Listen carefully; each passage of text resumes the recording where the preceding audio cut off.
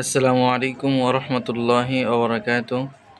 আমরা দেখতে পাচ্ছি এই যে সানা, নামাজের ভিতর সর্বপ্রথম হাত ওঠানোর পরে এই সানা পড়তে হয়। এই সানা আমরা অনেকেই পারি না, যারা পারে না তারা শিখব।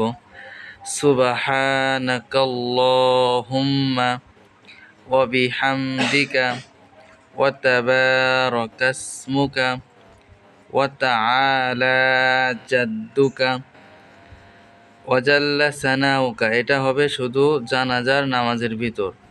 আর আমরা এমনি ওক্তর নামাজে ওয়াজাল্লা সানাউকা এটা পড়ব না, আমরা পড়ব ওয়ালা ইলাহা গয়রুক।